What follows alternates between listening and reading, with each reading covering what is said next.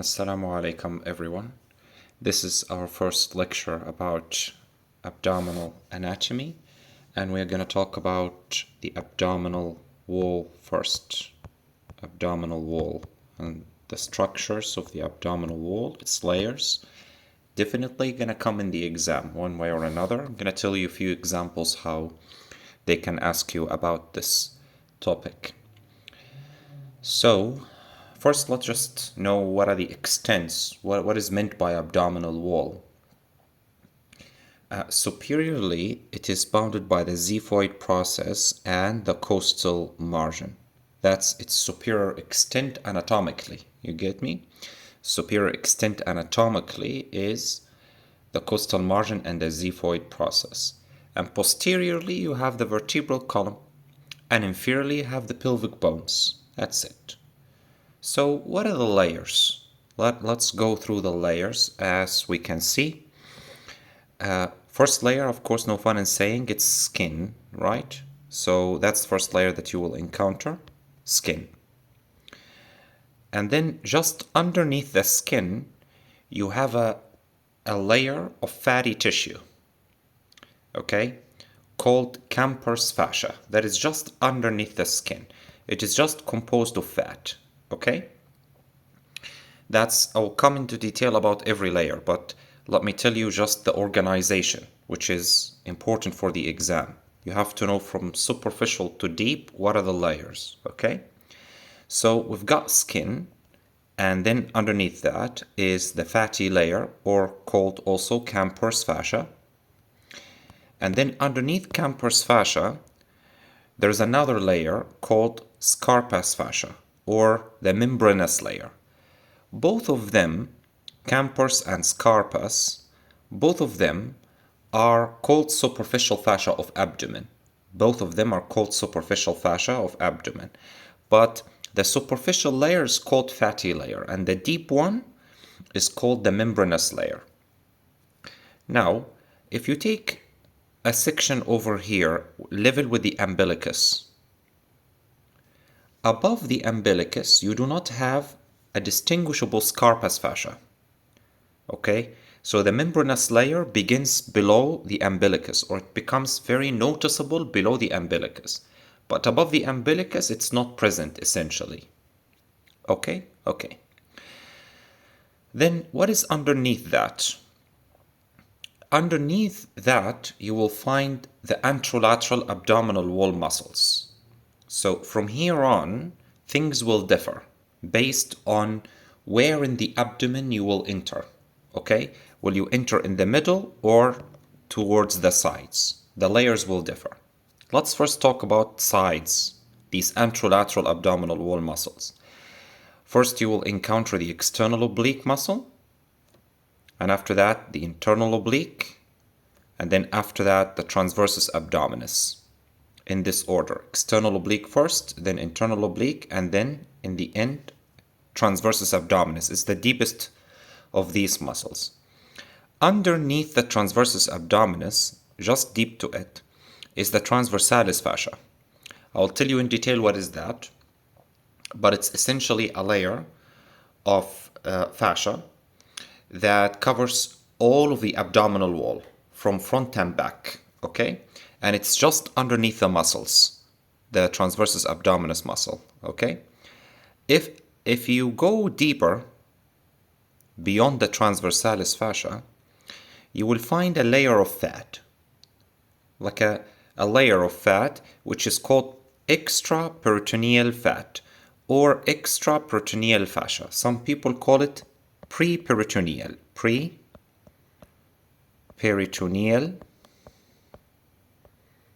fat.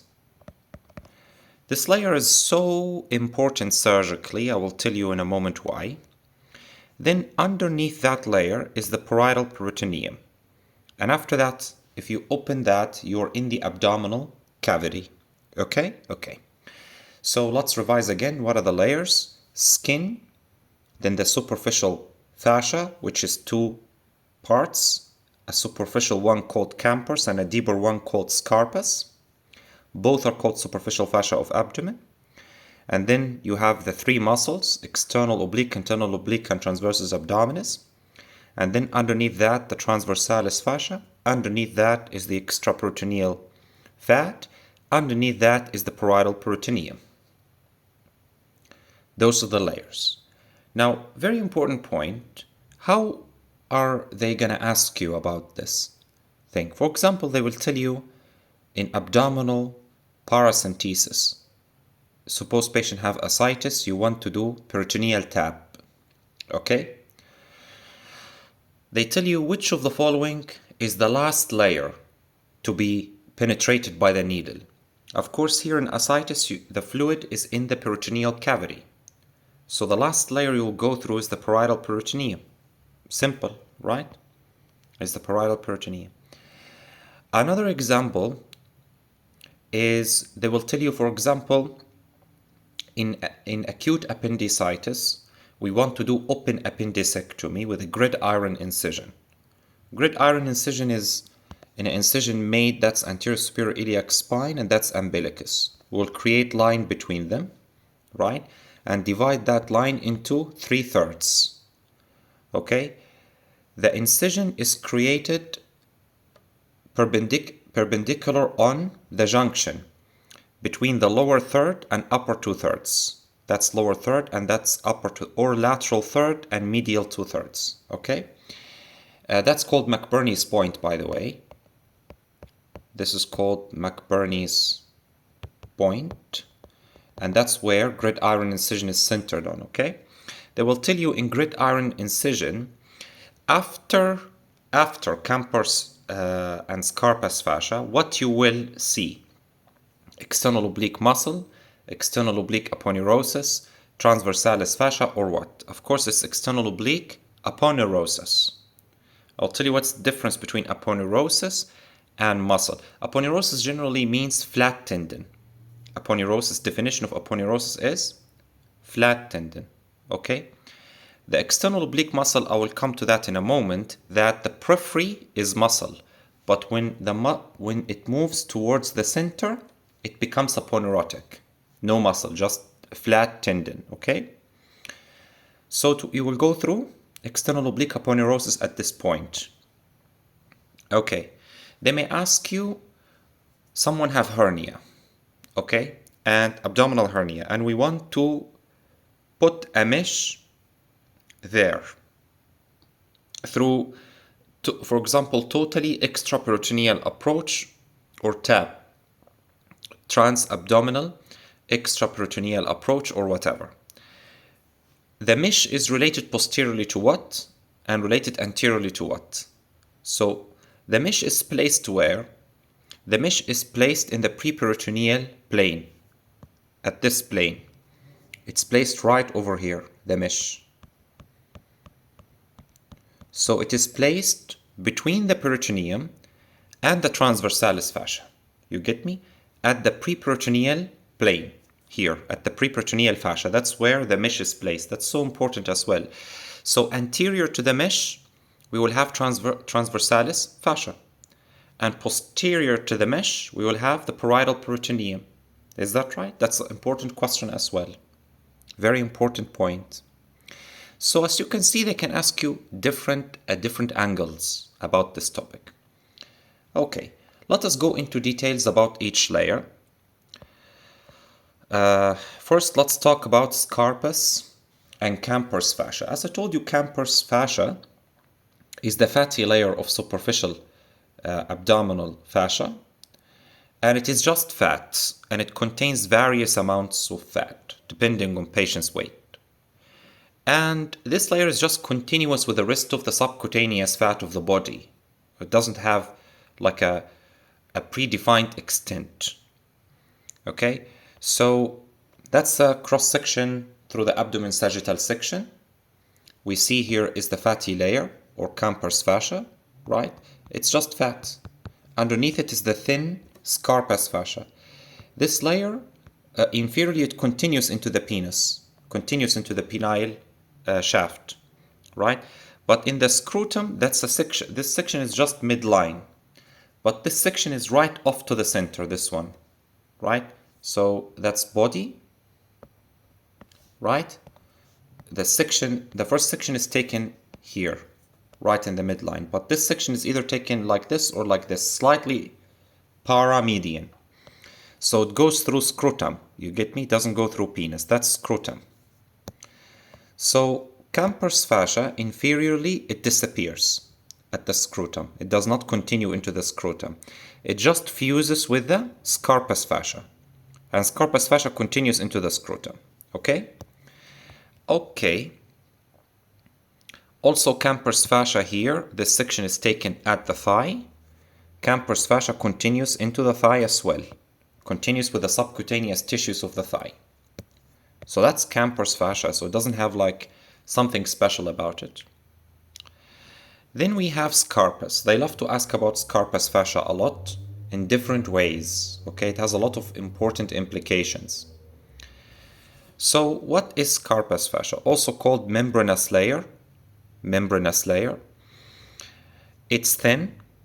It contains little or no fat at all. So it is just some connective tissue devoid of fat largely. Doesn't have any fat or very little amounts of fat actually. And as I told you, it begins appearing below the level of umbilicus. So in this section, right in the middle, if that's umbilicus, right, as you can see above the umbilicus, there is no distinguishable Scarpa's fascia. But below we can see Scarpa's fascia in this color. Okay, so Scarpa's fascia will continue down just deep to Camper's. Inferiorly, it does continue into the penis, right? And becomes the superficial fascia of the penis, penile shaft. That's an important topic to talk about right now, which are what are the facial layers of the penis. I'm going to go into details in the pelvis section, but I'm going to give you important details about it now. If you take cross-section through the penis, what you see? What are the structures that you see? Okay? So I'm going to talk about them right now. So you will find what? That's a cross-section through penis. This is first note that in the anatomical position, the penis is erect. It's erect like this in the anatomical position. So this surface, which is the undersurface, it's this one, is called anterior or ventral surface. So that's anterior surface, okay? Anterior surface. And this on the back, which is this one is dorsal surface or posterior surface. So in anatomical position, it's erect, not flaccid and down. It's erect and up. So this will be anterior surface and this will be posterior or dorsal surface. Clear? Okay. So when we cut like this, I mean that this is dorsal surface. This is dorsal surface or posterior surface. And this is anterior or ventral. Okay, that's ventral or anterior. Okay. In the dorsal, towards the dorsal surface, you find two erectile structures called corpora cavernosa, or simply corpus cavernosum. Okay, corpora cavernosa. They contain connective tissue, spongy connective tissue, that have vascular spaces. When blood fill these spaces, the penis becomes erect. Okay, those are called corpora cavernosa as plural. So singular is called corpus cavernosum. Cavernosum. These are where? Dorsal. Ventral, you have one erectile structure that contains the penile urethra inside. This is called corpus spongiosum. Corpus spongiosum. Of course, more detail in pelvis, but I'm building, I'm building the information. Immediately surrounding this erectile structure is a very tough connective tissue layer called tunica albuginea. Okay? This is called tunica albuginea. So the deepest fascial layer in the penis is called, or capsule, called tunica albuginea. Similar to the one that covers the testicle, okay? tunica albuginea. That's deepest. Right after the tunica albuginea, we have a deep layer of penis or deep fascia of penis, which is called Buck's fascia. Okay, I'm gonna give it this color. That's called what? Buck's fascia. That covers all of this. That's called Buck's fascia. They love this in the exam, okay guys? Buck's fascia. Or also, some people call it Gallaudet fascia. Another name, just in case in the exam, Gallaudet's fascia. Gallaudet's fascia or Buck's fascia. Or simply deep fascia of penis. After the Buck's fascia, outside, you know, the Buck's fascia is the final layer of fascia. That's the superficial fascia of the penis, which is continuous with Scarpa's fascia. Okay, that's like the final layer. I'm gonna do it like this.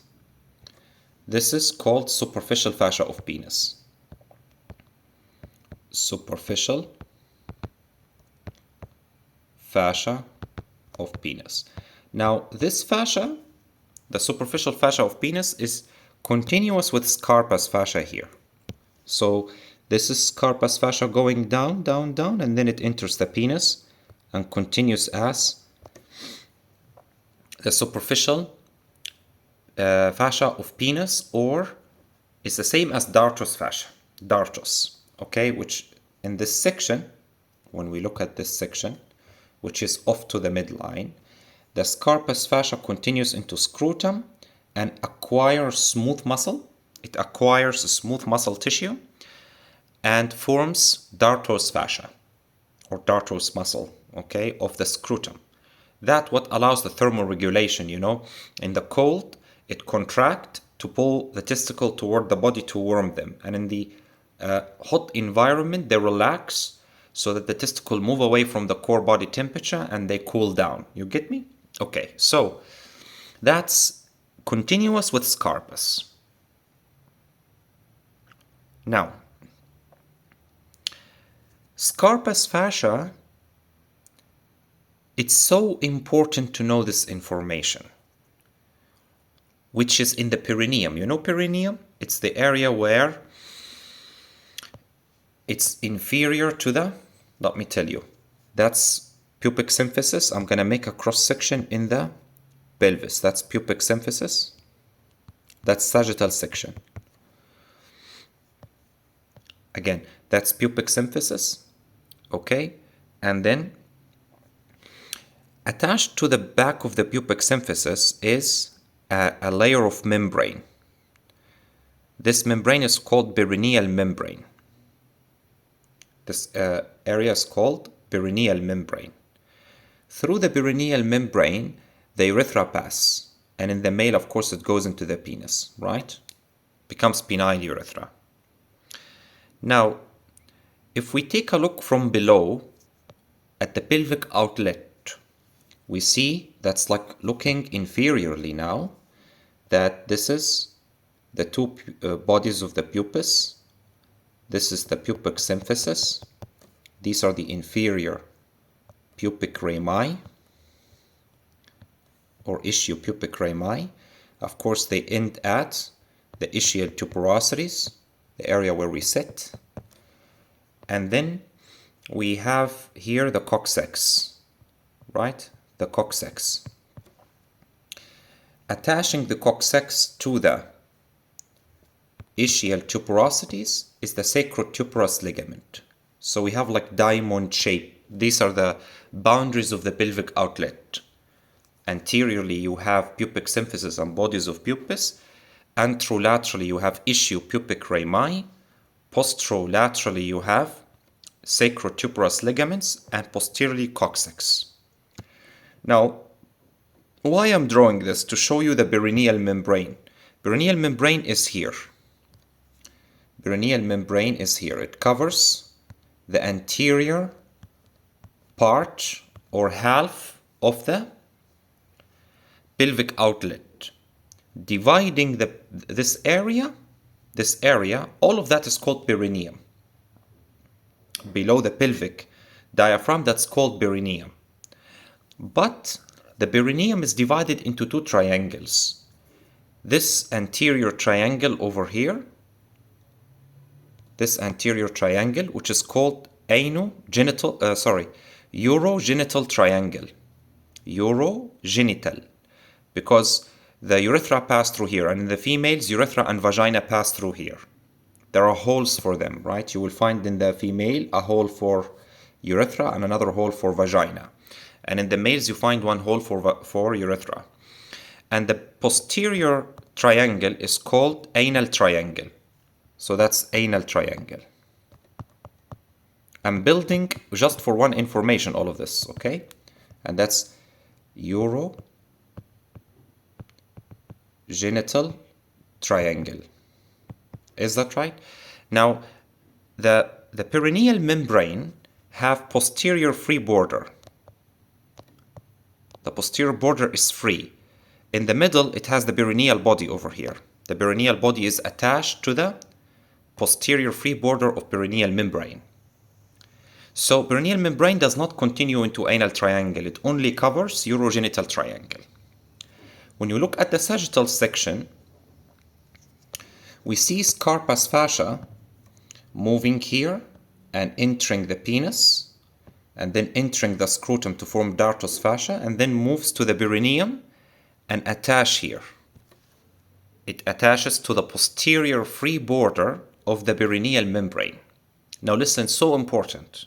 This is so important. So Scarpa's fascia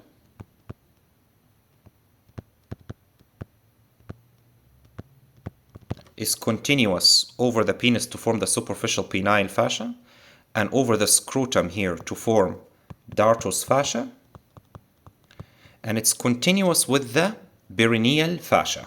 The perineal fascia, this one, is called Colles fascia.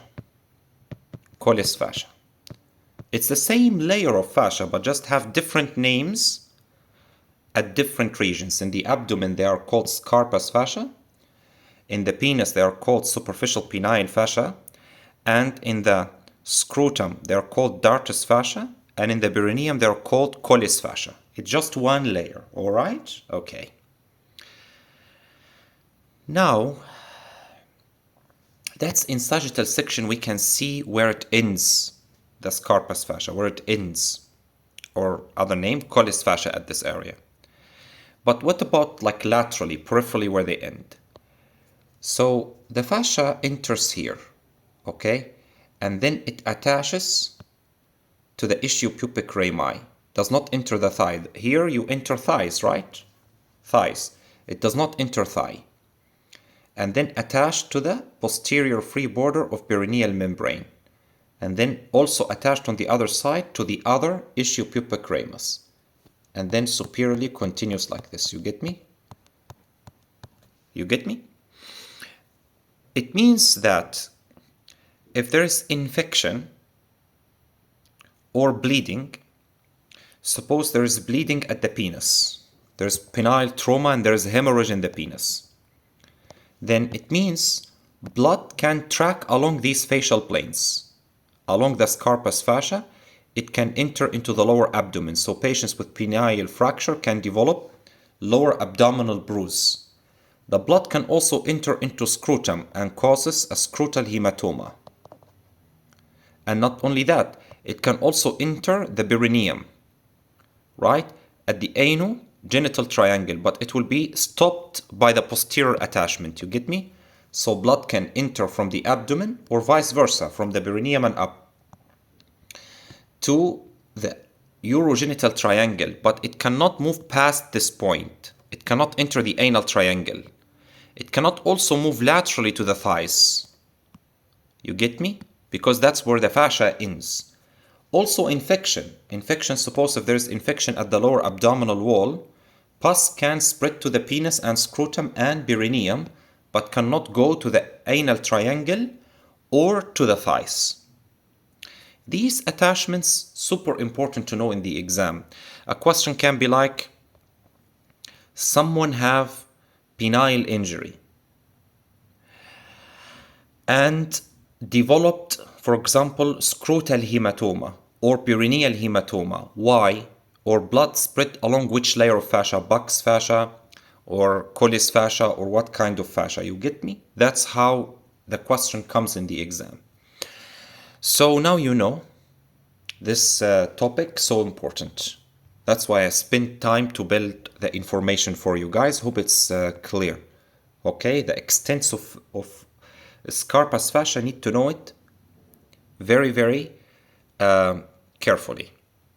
Okay. By the way, just added information. This is perineal membrane, right? This is perineal membrane. The area below perineal membrane, this area, is called superficial perineal pouch. Okay, superficial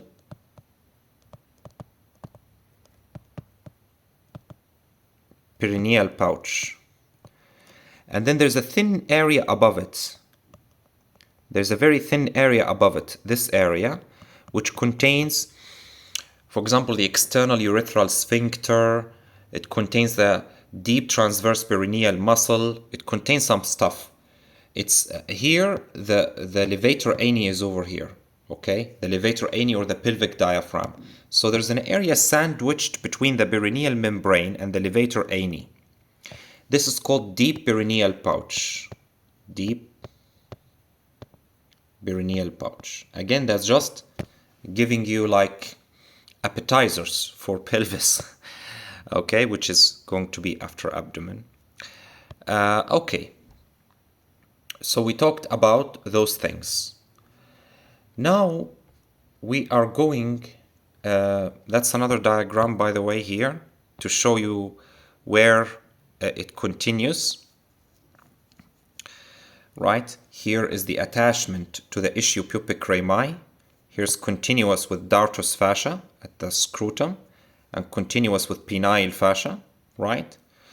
But not to the thighs, not to the thighs. Here it's attached to fascia lata of the thigh, below the inguinal ligament. It cannot pass Scarpa's fascia to the thigh. And also from inside to the ischiopubic rami cannot go to the thigh. You get me? Okay. Next, we will talk about the anterolateral wall muscles, which are three, as I told you. First, I'm going to talk about the external oblique muscle.